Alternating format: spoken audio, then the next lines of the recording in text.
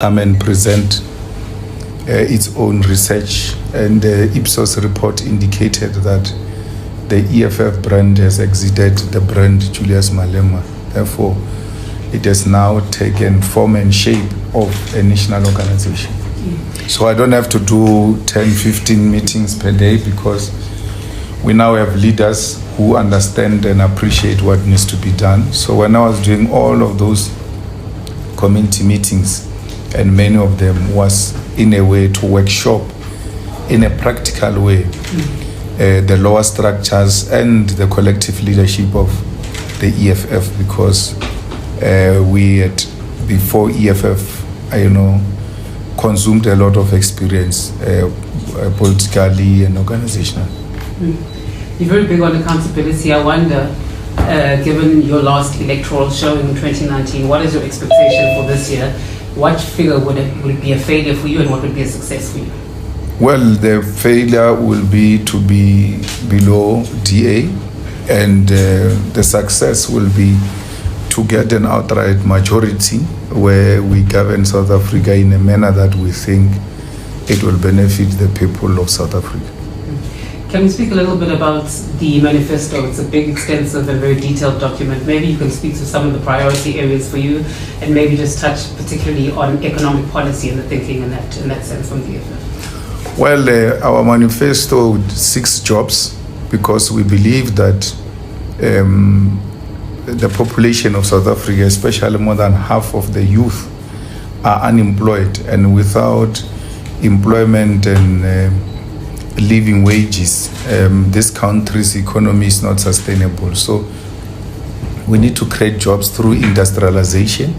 We need to create jobs through beneficiation. We have a lot of minerals in the South African country and the continent itself. So beneficiation will go a long way in creating jobs. And we need to create tax incentives and other benefits for those who are prepared to go and open factories and industries outside of Gauteng into the new economic development zones that would identify as the EFF. So we are very big on jobs, because we believe that if we create a state security-owned company, we'll cut a lot of middlemen. In South Africa, for a person to be a security guard, there has to be a middleman who goes and look for this guy and then present the guy to the government, and the government pays the middleman to pay the actual worker. And we realize that in the process there is a lot of exploitation. You pay 15,000 per guard, and the guard is given 3,500. So when you insource them, the same as cleaners and all of that, you've got a potential of creating a lot of jobs in less than 6 months, by just taking over the security guards that look after government facilities and public facilities and properties. So we believe that that can be another immediate intervention. We need to fill all the vacancies in government, because most of these people are acting, and when you act, you don't bring about the full confidence, and it affects your performance. We also are very big on the land question. I think we have articulated our expropriation of land without compensation several times. And the understanding is that we make the state a custodian of the land, the same way we did when we took over in 1994 as black people. The minerals of South Africa used to belong to private multinational companies like Anglo-American and all of that. When we passed the Minerals Act, we made the state the custodian of the minerals, and that everyone who wants to mine must apply for a license. And Anglo-American did not leave the country because we took the rights away from it. Whatever they had at the time, you keep that, but going forward, you can't just go about it without asking for permission. So we're seeking the same thing with the land. Make the state custodian of the land, and then everybody else, this property belongs to whoever owns it. It's their property, but the land is not theirs. You don't lose home, you don't lose anything. We want to then account for the whole of the land so that the remaining unused land can be allocated to those who need the land. And unused land includes the existing farms, where a person has got 15-hectare farm, but is only working on the 5-hectare. And he has been like that and has got no immediate program to expand the using of the other remaining 10 hectares. So we need that to be given to people who will use it in the immediate for food security, for settlement, for agricultural purposes. Because in South Africa, the struggle started with the land. And if you're not going to give the people the land, everything else we are doing is pretentious.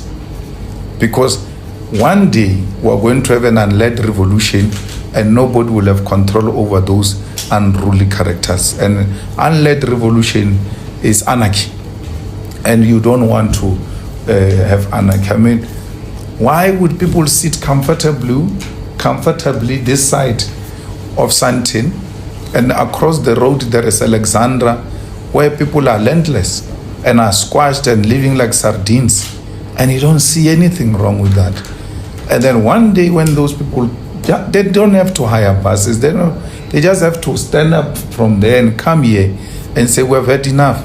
We too want to stay where there are toilets, where there are schools, where there are clinics, where there is road and security. So let's give the people the land. It is not true that when you say the people must be given the land, investors are going to be very scared. That Mall of Africa is built on the land of the Maya family.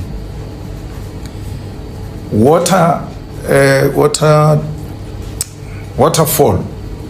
There's a huge development in Midrand here, of huge houses, not owned by illiterates, not owned by poor people, clever, educated people who know what they are doing. They went to lease the land for 100 years from one family. But when we say lease it from government, they've got a problem with that. But they can lease it from one family for 100 years lease. Land tenure, yes, is very important. People must be guaranteed this land will be used for this purpose for so many years. But what is worse in Waterfall in Midrand, Johannesburg, is that once the 100 years finishes, your children will not have a right to inherit that land. They too will have to go and get into new lease and new payments of their own, because that's not your land. So this artificial outcry, it's imaginary, it's a swargefar, it's a fear-mongering, it's not real.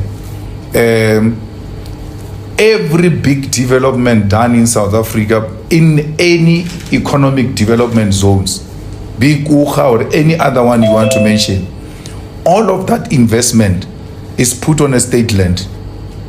They don't own the land where there is huge development on economic development zones that were created by President Mbeki and subsequent presidents who came after him. Those pieces of land are not owned by the people who have put a lot of billions in developing those pieces of land. So this imaginary thing that wants to keep black people in perpetual landlessness, we're not going to buy into it. The last point, there are many issues I can say, but the load shedding, security of energy supply it's one thing that is highly on the table of the EFF. And we can stop load shedding in less than a year. We need to engage in converting our people from using electricity into gas, especially for cooking and heating. They are gas geysers now. If you go and look at how many electricity do we waste on heating, how many electricity do we waste on cooking, you'll realize that we can actually relieve the grid of serious pressures just from heating and cooking alone. We as government are supposed to approve the new development, including plans of building new houses. So it can be a rule that anyone who builds a new house, there must be a gas cooking stove. By that, already you will release the grid from this unnecessary pressure. We are for a mixed electricity supply. We are for the green, but we will never leave our coal for no alternative. If you say to me, shut down a power station, a coal power station of 100 megawatts, the alternatives must give me 100 megawatts before I close my 100 megawatts. Otherwise, I'm not going to do that. I close my 100 megawatts relying on what? On wind. What if there is no wind for the next 2 months? What's going to happen to me? So I can't do that. We need to also service the existing power stations optimally. And we need to know that when we fix and service these power stations, when we close this one, we should have, for service and maintenance, we should have generated sufficient reserve to an extent that when we close this one for maintenance, we'll not get into a load shedding. But also conclude Kusile and Midupi. How do you have the so-called new power stations which don't have all the units operating? If this unit operates, the other one has collapsed. The other time it was even a structural problem, which is a confirmation of poor workmanship and corruption. Since 1994, we only built 2, and the prices have gone mad. Like billions of rands have been spent on those power stations, yet you are not in a position where you can pride yourself as a country that we have built a new powerful coal power stations, and that power station has got the latest technology, yet we're building it now as if we're building it during the Stone Ages. So we need leadership that will do that and fight corruption in ESCOM in an extreme manner, because one of the things that have put us where we are is corruption in ESCOM and cadre deployment of people who don't have the necessary qualification. Nothing wrong with cadre deployment. They do it in America and everywhere else. They don't call it cadre deployment. They're not even open about it. The problem is when you deploy people who don't have qualifications. Education must be free from early childhood development until you obtain your first degree, and those who perform very well, there must be scholarship for them to pursue their education, precisely because education is at the center of any economic development. If we're not going to educate these people, decolonized African education, if we're not going to educate these people, we are not going anywhere. President Mandela messed us up in 1994. We didn't need RDP houses in 1994. We needed free education. We're going to be building our own houses now. If he had given us free quality education in 1994, we're going to be working and building our own houses. And there will not be a need for social grants. There will not be a need for 350 that they give to the unemployed people, who majority of them have not gone to school. So we want to achieve sustainable development. We have to give children free education, and in South Africa we must give them mathematics, not maths literacy, that mathematics that is going to be compulsory. So every time I speak about giving people mathematics, they say, I didn't pass mathematics, why does he want to give it to other people?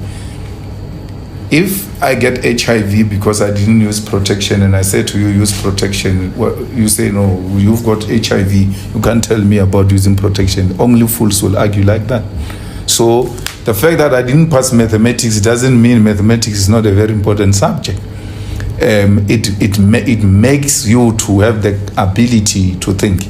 A principal of mine said to me when I was demanding that history must be compulsory, because I thought I was being revolutionary, and then we need to remove mathematics because it was compulsory in my school. He said to me, you don't have to pass it. You just have to do it, because everything else you do in your life is calculations. Now, Verwoerd says, don't give black people mathematics. What are they going to do? What are they going to use it for? He was right, because the top jobs were reserved for white people. And mathematics means top jobs. And we were not going to get top jobs even if we have mathematics because we're black. So you are wasting their time. Don't give them mathematics. Freedom and democracy should mean giving your people that which the Boers denied them. If the Boers said don't give them mathematics, 1994 should have meant we're now giving them mathematics. Everything that the Boers said black people don't deserve, that's what freedom meant. We should have given them that. Last point is crime. We have a serious problem of crime, partly because we have somehow disempowered our law enforcement. People point guns at law enforcement. Law enforcement, when you call them, there is an attack, there is a crime being committed, they ask, is there guns, is there blood? And they are scared for their own lives, because they know if they go there and defend themselves, they are still going to be treated somehow. And I was very happy with Mukwana's job in KZN now, where he killed a lot of dangerous criminals who were pointing guns at law enforcement officers. And I heard some journalists writing that the excessive force by the police is unacceptable. You cannot argue like that now when we are under attack. Our murder rate in South Africa surpasses the murder rate of areas where there is war, as if we are in a war. So because we are not in a war, but criminals have declared war against us, we need to respond in a military way to stop them, because we have been speaking to them and they're taking advantage of us. Today in South Africa, law-abiding citizens live in fear and criminals live in a happy environment. No criminal has got high walls because they are not scared, but the people who comply with the law are scared. So we must make the people who comply with the law to demolish high walls and enjoy their gardens and the views of their beautiful houses, and we need to make the criminals scared. Your current assessment, 49 days away from the election, are we heading for a situation in which no party has an outright majority? What is your current assessment? Well, I don't think the ANC will get anything beyond 40%. And I think they have somehow, accepted that fate. I mean, Mbalula, when he became the Secretary General of the ANC, said the ANC will not get 35%. And then there was noise about it. He says, no, I was giving an example. But the guy is a very honest guy. If you find him on his happy day, he will tell you the truth. He was giving us what they actually found internally when they were doing their own research, that you'll be very lucky if you pass 50% mark.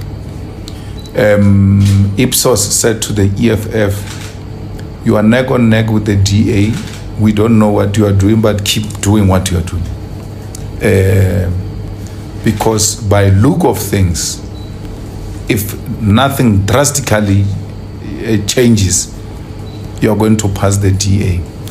And we're talking now sitting at 20-25% of the EFF, and the DA at 14-15%. So basically that's that. We use Ipsos as a research institute. We don't have any contractual relationship with them. We don't sanction any research on our behalf. We wait for them to release their own research, which is not sanctioned by us. And then we ask them to come and make a presentation to the EFF because we believe in science. So when they came to the EFF first time, we said to them, why should we believe you? Not first time, this year. Was it this year or last year? Yeah.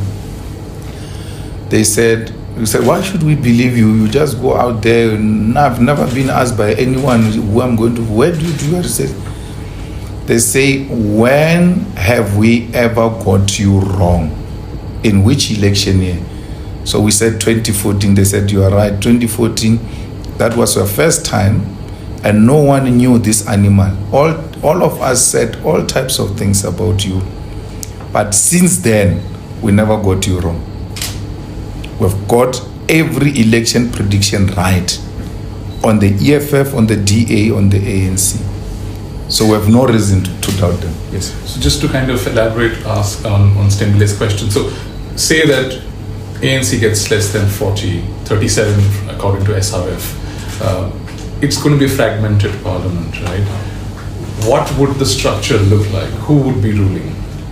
Well, it's a coalition government. It won't be a fragmented parliament or government because, you know, the founders of our constitution declared our democracy multi-party democracy, which meant that there must be different types of political parties in parliament and everywhere else, and these parties must have the ability to can work together in the best interest of our people based on the Constitution of the Republic of South Africa. So the problem then began when the ANC was getting two-thirds majority and became arrogant and suffered from the sins of the incumbency. Because that's what absolute majority does. It corrupts. And it corrupts absolutely. So now the South Africans are beginning to say, let's go back a bit and try to check if we don't give anyone an absolute majority, how will they conduct themselves? So coalition governments work. The problem is the ANC and the DA. They are too arrogant, and understandably so. They tasted power. Now when they lose power and they must work in a coalition arrangement, it becomes so frustrating because they used to do as they wish. And the citizens are now saying, no, we are going to work together. So let's take Ekurhuleni, for instance, where the EFF was in government. Ekurhuleni research was, a study was released now. Ekurhuleni is one of the top 3 best performing municipalities under the EFF. I mean, in South Africa, Ekurhuleni is one of the best. But do you know that those special grants that are given to municipalities by national government, like for infrastructure, water infrastructure,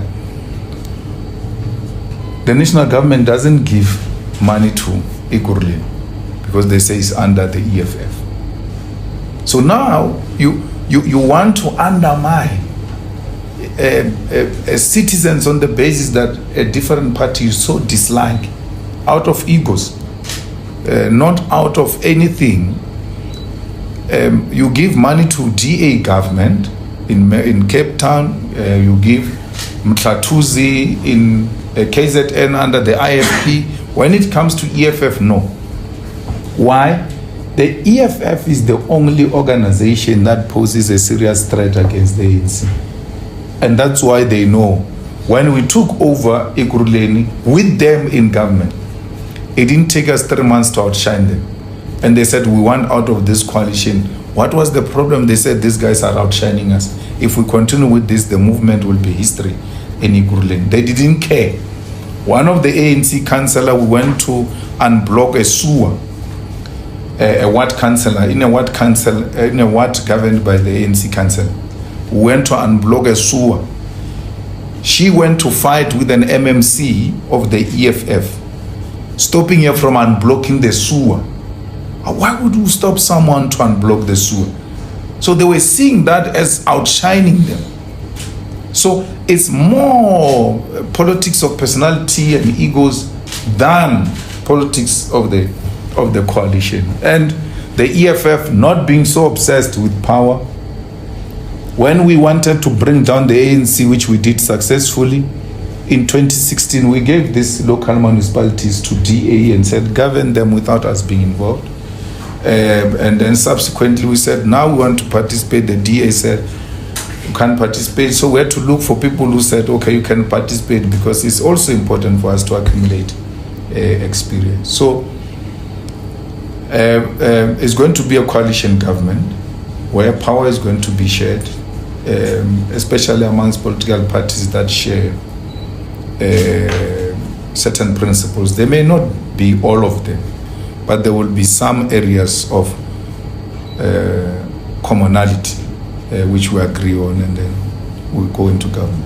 Mhlobo, you said recently that the condition that you would put to the ANC would be for the finance minister to be the deputy president of the EFF. Is that correct? Let me not I don't think your comrades were listening to me. So the story was, do you want to become a deputy president at all costs? Yes. Referring to me. Yes. That your name, is it a deal breaker? Mm-hmm. I said, I know power and I know glory, and I don't confuse glory to be power. So I can still run the agenda of the EFF without being in government. But if you don't give me deputy president, don't give me president, you have to give me finance. Which is what we did in Ikurule. We said, okay, we can do whatever, but give us finance. And then we'll show you what we're made of. Because South Africa's problem is the Department of Finance, which is not aligned with a developmental state. Its agenda is to always ensure that the resources are allocated to those who control the means of production and those who control treasury. Our treasury is not controlled from Pretoria, it's controlled from Stellenbosch. And we know that a person like Floyd can't be controlled from Stellenbosch. So it was in that context that my name will never be a deal breaker.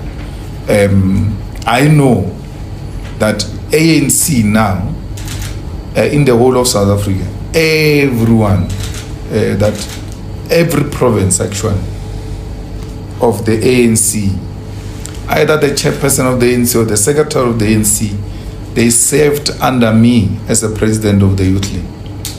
So those are my boys and girls. So they know that if this one gets to be put there, none of them can bully me. Not even Balula can bully me. So there is that aspect of generational jealousy, and that not this one. And if that is the case, I'm prepared to step back and then allow you to constitute a government to the benefit of our people.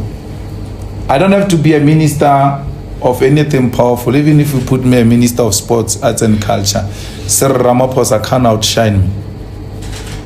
In the next election, we will not go into a coalition. We will win it outrightly.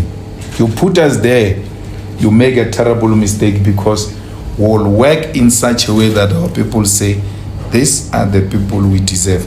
And that's what we did in Ikuruleni, in Nelson Mandela, in eThekwini, in Johannesburg, where we work. It's now, more than a year. Not a single one MMC of the EFF has been accused of corruption. So what are the deal breakers, even if it's not related to you? Well, the deal breakers is expropriation of land without compensation. It's a nationalization of mines. And how soon do these things happen after the constitution of the new government? Well, we must. We're not going to take land the Zimbabwean style or anything of that sort.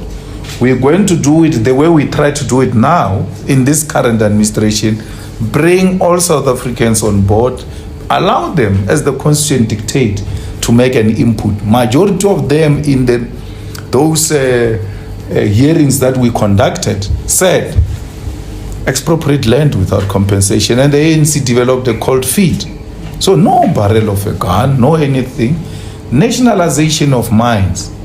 It doesn't mean we're going to take Anglo's mines or going to take anyone's mine. It means the state-owned mining company that will be given a preference over the rest of other private companies, unless the state says we're not interested in mining this. Why would a state-owned mining company be interested in mining gold in Johannesburg? That's where the biggest hole of gold is, and the deeper you go, the more expensive it becomes. So you can't have the state-owned mining company involved in such mining.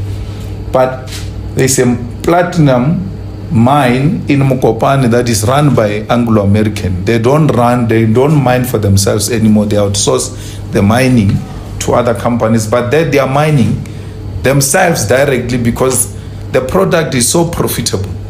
You don't have to dig deep. Through small intervention and resources there and there, already you make money. They're like, this other one, we're running it ourselves. Those are the kind of assets that the state must mine without using a lot of money before it makes money. Botswana government owns 50% of diamond in Botswana, not in Switzerland, not the very far. Yeah, stone throw away here. By the same company called DBS, which owns diamond in South Africa. It's refusing to give a government of South Africa 50%, but it can give the government of Botswana 50%. Why? What different? What kind of policies that where you say? Because you must say, I don't engage in such policies. They can't say that. Botswana government takes Botswana's children to the best schools in the world and give them a stipend. When I met the Botswana student in Washington, each one of them was getting 15,000 rand of stipend. My mother died a domestic worker. She never got more than 3,000. A student, because of the minerals of his or her country, she's able to get free education and still be paid for going to school. So we want to use our minerals because our way of collecting the coffers for the state pairs, it can't be through taxes alone.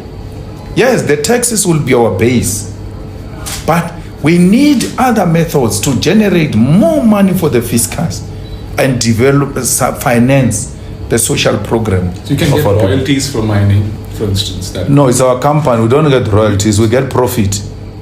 It's our company. And you can't say state can't establish company. We established a company called SAA. We established a company called Dinel. We established a company called Transnet, Eskom.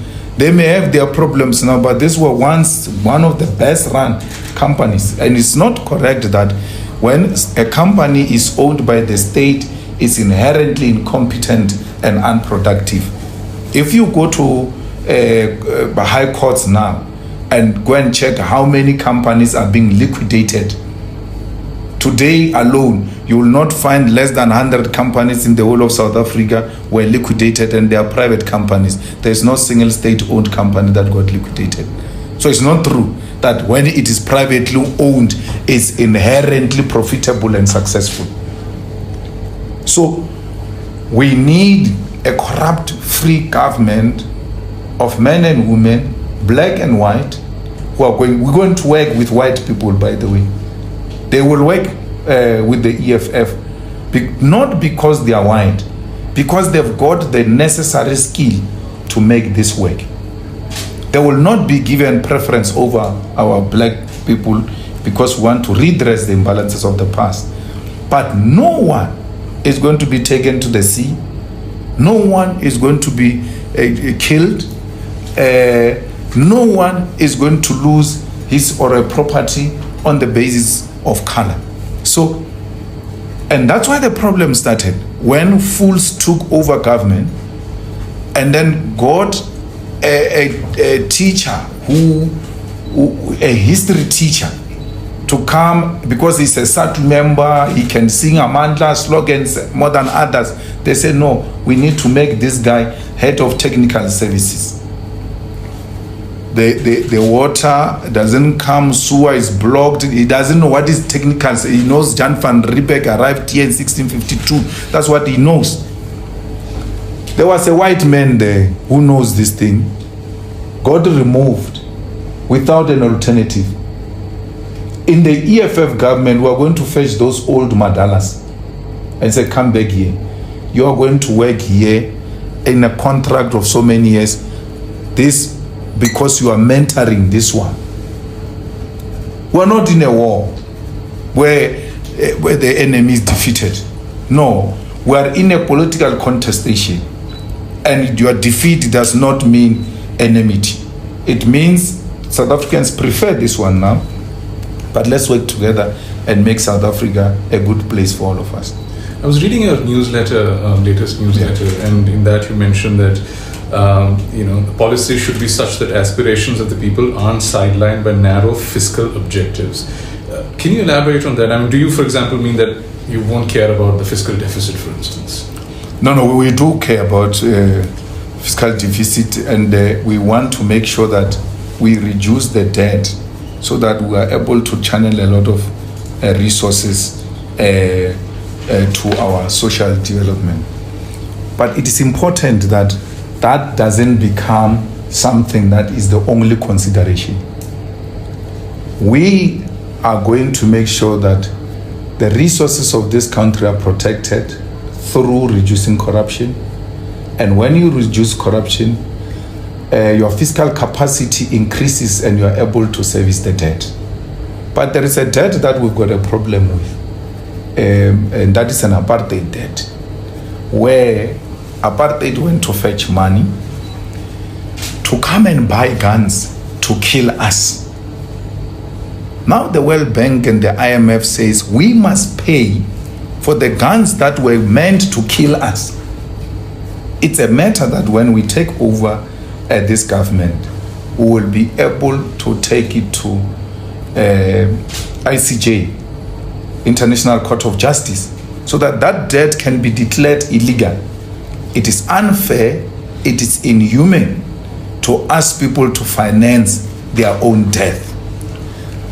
So the fiscal policy is very important, but it can't be the only consideration by the state. And how much of debt are we talking about here? Like this debt that you mentioned? Which one? The debt that you mentioned, that you just mentioned, that you will take to the ICJ. How much of debt? No, I'm saying I don't know how much the apartheid debt is now, but there is an apartheid debt that was still servicing as we speak, and it's part of the bad debt that we accumulated after. So as the debt is as big as is now, we are including the apartheid debt. Can I just ask on policy? When you speak, I'm reminded of Chris Hani on this day, of Peter Mugaba, even Nelson Mandela in the policies that matter to the EFF. So I found a lot of convergence with the ANC, which makes me then wonder that in an arrangement where you have a power sharing agreement with the ANC, where is it that you differ? And I also ask it in the context of this almost scaremongering that if the ANC and the EFF come together, it's going to be a disaster. But the policies seem to be the same. So what is it? Maybe is it about you and his tunes that makes people to be worried? What is it? Or is it that you're looked at as activists? Mm-hmm. Is that what is concerning investors? Sorry. Well, we don't have any differences with the ANC on policy. We went to inherit the 1912 ANC policy on the land question, for instance. So the EFF went back to the originality of the revolution and the struggle against colonialism and apartheid. So we went in there with an understanding that the ANC was drifting away from a progressive left to the right, especially after the adoption of GIA and neoliberal policies that were pro-privatization and profit maximization. And we had a problem with that. So we cannot talk like we are the ones who started these things. Like you're speaking of Chris, like you're speaking of Peter and Nelson, Winnie. We inherited this struggle from them. It's not our struggle. We are yet to fight our own battles of that Hamas fall, of one youth, one iPad. Those are going to be new struggles. But we are stuck in the past because the past has not been resolved. And we cannot make progress if we don't resolve the past. The difficulty is in personalities. Because the ANC goes to a conference in 2017 and adopt the similar policies of the EFF on nationalization of the Reserve Bank, nationalization of mines, expropriation of land without compensation, establishment of state-owned bank, and all of that. We are in agreement. Then they go and elect wrong leadership, which will not implement these policies. And that's where the problem is.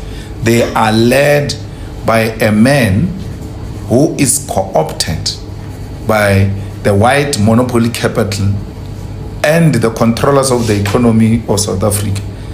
And because the man has been compromised so much, right, he's unable to even implement decisions of his own organization. He was elected, Cyril Ramaphosa was elected under a resolution, expropriation of land without compensation.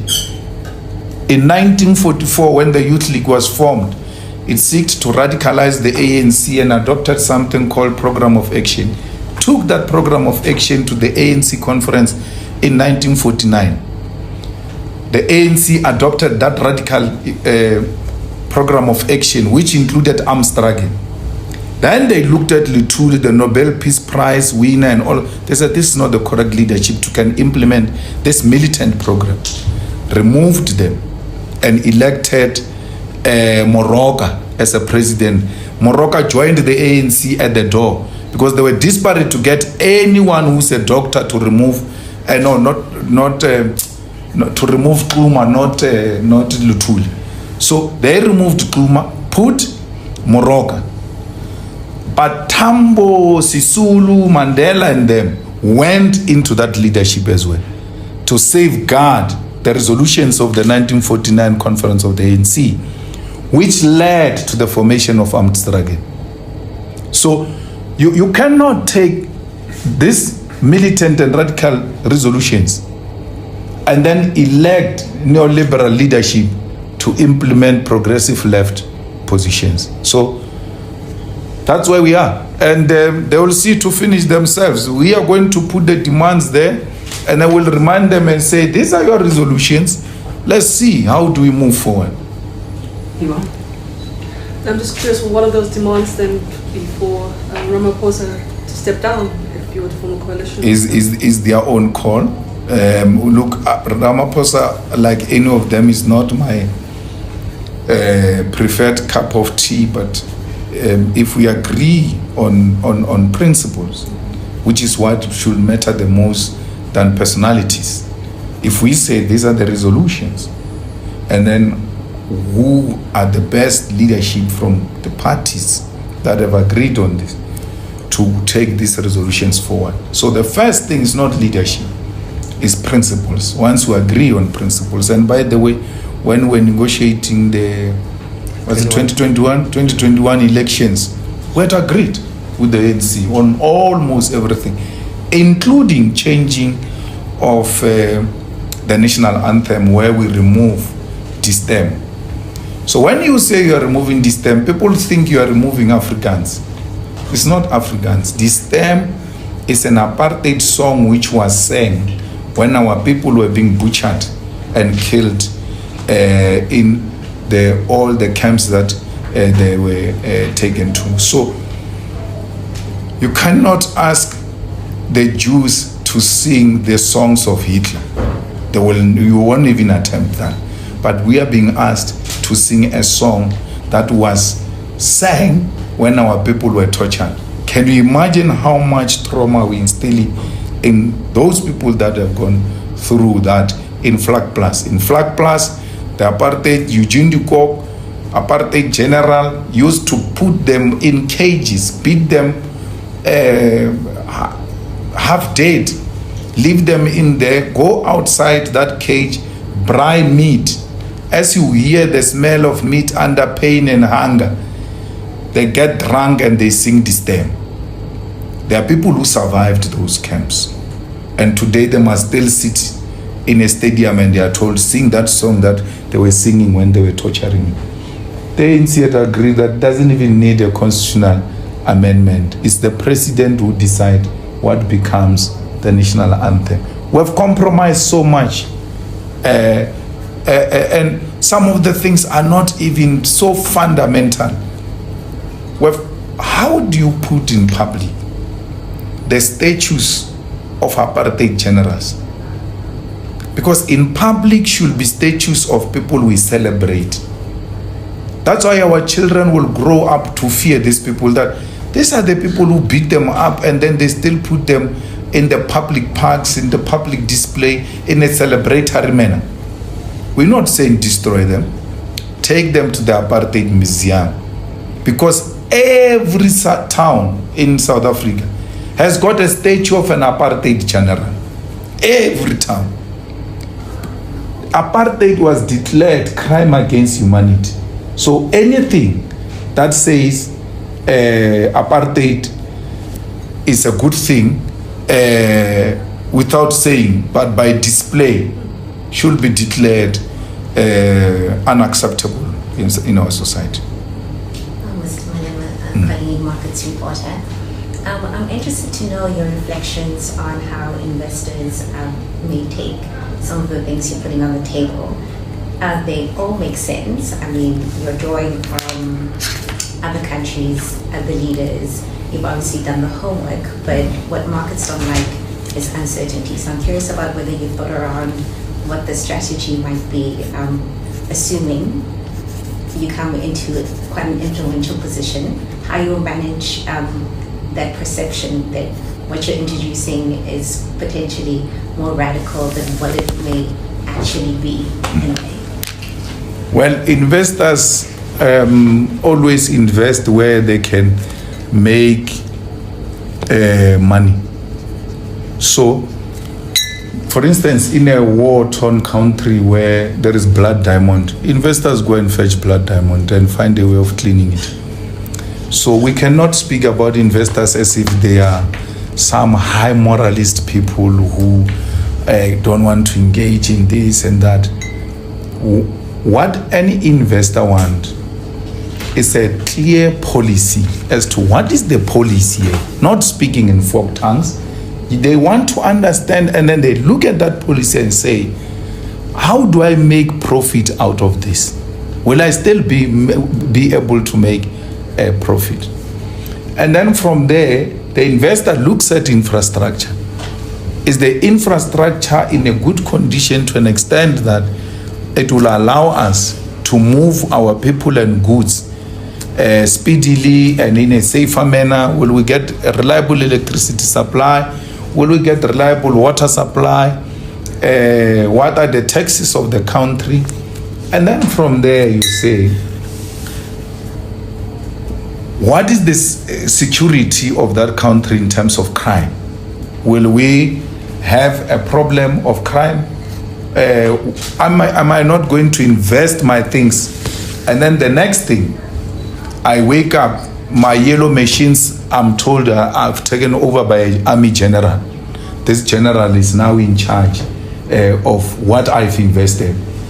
All of that, once satisfied, investors leave politics to politicians because they know they will still make money. So I just told you about DBS investment in Botswana, where the government takes 50% of the profit. So what can you do? It's not about policy of non-state interference.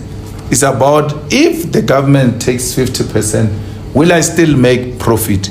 And if the answer is yes, they go like, government is the most reliable partner you want, by the way, when you're engaged in business. So no investor can actually leave South Africa on the basis of what I said, because they should have left China by now. Just to jump back in, so would it be fair to say in a way that what you are proposing to investors is that you're going to give them, let's say, in a way, clearer direction in terms of policy?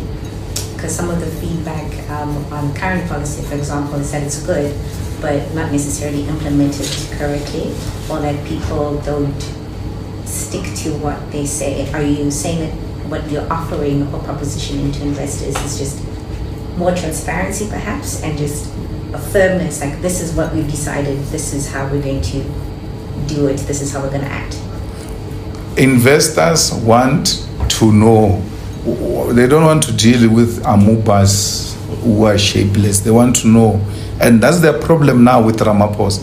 They're like, the guy is indecisive. We don't know where the guy stands. It creates a lot of confusion. So the markets don't want to be confused. They want you to know that if you say the apartheid debt is 28 billion, for instance, you have to say, they must know, okay, this guy is coming to fight 28 billion of the apartheid debt, and therefore this is how he's trying to put his fiscal policy. They know that this is how we're going. The rest of the other debt, he's willing to service it and ensure that there is still sufficient money for his social development as a country. So we have a duty ourselves as a leadership to speak straight to what we believe in as a policy of the country, and then from there implement exactly what we spoke about. We must not speak left and walk right like we're doing with Palestine and Israel. We pretend to be caring about the people of Palestine in terms of our foreign policy, and that we are with the people of Palestine. We go to parliament, we pass a resolution, let the Israeli embassy be removed from South Africa until they've resolved their issues. A person goes to ICJ to apply for whatever things in ICJ because he knows the court process is going to take long. So let me buy myself time while they're still trying to find a solution. I can't remove the embassy of Israel. So when he speaks in respect of that policy, now you don't know, where do we actually stand? Was it UAE? Now he said they're cutting diplomatic ties. Brazil said we're cutting diplomatic ties. We will not be the first ones. But because of indecisive leadership that speaks in two tongues, no one hears what is this leadership saying. Bishop, with the TV crew are just about ready for you, but just in closing, Mike there in Cape Town just wants the last 5 please. Yeah, hi Mr. Malema. I was wondering if you can just gaze into your crystal ball first and tell us, do you see the EFF in government after the election in some kind of power sharing deal with the ANC and with Mr. Ramaphosa as president? And then could you tell us which countries you look to as examples for what South Africa could be that kind of have the similar kind of policy platform to the one that you're espousing? Thanks. We are looking for a working relationship with any political party that is prepared to agree with the EFF on its non-negotiable 7 cardinal pillars. Because we believe the EFF 7 non-negotiable cardinal pillars are the ones that can deliver us from economic bondage. When the ANC comes with its own president, it is their own baby, it's not our own baby. Because you're going to say you don't want Ramaphosa, and then they bring Paul Mashatile. You don't want Paul Mashatile. Then they bring Gwedemantash of Busas. You don't want Gwedemantash. Then they bring Fikile Mbalul. So there's really no one. I think if any person left there who can actually be a unifier, and the supporters of apartheid Israel won't be comfortable with that, will be Naledi Pano. And I don't think it is something that they will be interested to pursue. So we need to make sure that we bring about a proper leadership in this country, which is going to ensure that